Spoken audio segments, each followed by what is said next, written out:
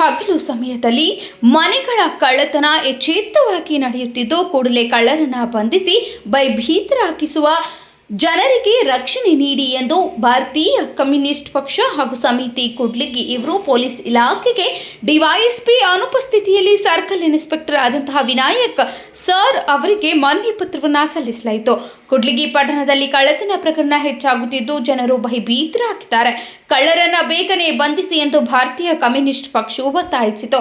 ಕೂಡ್ಲಿಗಿ ತಾಲೂಕಿನ ಸುತ್ತಮುತ್ತ ನಡೆದಾಡುವ ಫ್ಯಾನ್ ಕಂಪನಿಗಳಿಂದ, ವಿಂಡೋ ಮತ್ತು ಸೋಲಾರ್ ಕಂಪನಿಗಳಿಂದ, ಹೊರ ರಾಜ್ಯಗಳಿಂದ ಸಾವಿರಾರು ಜನ ಕೂಲಿ ಕಾರ್ಮಿಕರು, ಅಧಿಕಾರಿಗಳು ಕೂಡ್ಲಿಗಿ ಪಟ್ಟಣದಲ್ಲಿ ವಾಸವಿದ್ದು ಅವರು ಯಾರೋ ಐಡಿ ಕಾರ್ಡ್ಗಳನ್ನು ಮತ್ತು ಅವರ ವೈಯಕ್ತಿಕ ಅವರ ಜೀವನ ಬದುಕಿನ ಬಗ್ಗೆ ಯಾರೂ ಮಾಹಿತಿ ಇರುವುದಿಲ್ಲ ಮತ್ತು ಸ್ಥಳೀಯರು ಕಳ್ಳತನ ಮಾಡಲು ಸೇರಿರಬಹುದು. ಸೋಲಾರ್ ಹಾಗೂ ಎಲ್ಲಾ ವಿಂಡೋ ಫ್ಯಾನ್ಗಳ ಕಂಪನಿಗಳ ವಿರುದ್ಧ ಸಿಬ್ಬಂದಿಯವರನ್ನ ಪರಿಶೀಲನೆ ನಡೆಸಿ ಮಾಹಿತಿಯನ್ನು ಸಂಗ್ರಹಿಸಬೇಕು.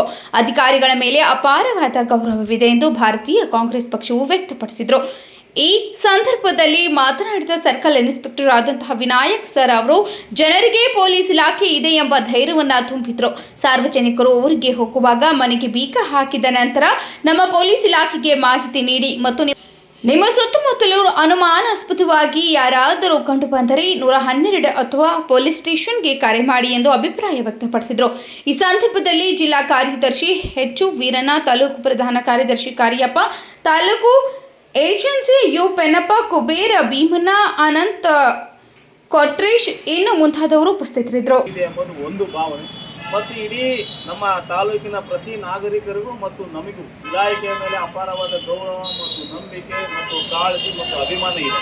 ಕಾರಣ ನಾವೆಲ್ಲರೂ ನಿರ್ಭೀತಿಯಾಗಿ ಮತ್ತು ರಾಜಾರೋಷವಾಗಿ ಮತ್ತು ನೇರವಾಗಿ ನಾವು ಇವತ್ತಿದ್ದೀವಿ ಮತ್ತು ಬದುಕಿಗೆ ಅನ್ನೋದಕ್ಕೆ ಕಾರಣ ನಮ್ಮ ಪೊಲೀಸ್ ಇಲಾಖೆ ಮಾಡುವಂಥ ಕೆಲಸ ಮತ್ತು ಸಹಕಾರದಿಂದ.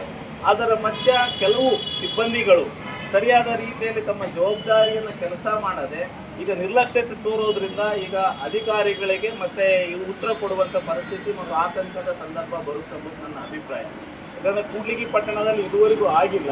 ಇತ್ತೀಚಿನ ದಿನಗಳಲ್ಲಿ ರಾತ್ರಿ ಹೊತ್ತು ಏನೋ ಆಗ್ತಿದ್ದೇವೆ ಕಣ್ಣಿಗೆ ಕಾಣಿದೆ, ಆದರೆ ಹಗಲೊತ್ತೇ ಕಳ್ಳತನ ಆಗೋದ್ರಿಂದ ಇದು ಒಂದು ಜನರಿಗೆ ಭಯದ ವಾತಾವರಣ ನಿರ್ಮಾಣ ಆಗ್ತಿದೆ ಮತ್ತು ಭಯ ಪಡ್ತಿದ್ದಾರೆ ಪ್ರತಿಯೊಬ್ಬರು ಸಹಿತ. ಇಂಥ ಪರಿಸ್ಥಿತಿ ಆಗ್ತದೆ. ಬಹು ಮುಖ್ಯವಾಗಿ ಕೂಡ್ಲಿಗಿ ತಾಲೂಕಿನಲ್ಲಿ ಈಗ ಬೇರೆ ಹೊರ ರಾಜ್ಯದ ಬಿಹಾರ್ ಮತ್ತು ಮಹಾರಾಷ್ಟ್ರ, ಮಧ್ಯಪ್ರದೇಶ ಮತ್ತು ಛತ್ತೀಸ್ಗಢ ಮತ್ತು ಬೇರೆ ಬೇರೆ ರಾಜ್ಯಗಳಿಂದ ಸಾವಿರಾರು ಜನ ಕಾರ್ಮಿಕರು ಈಗ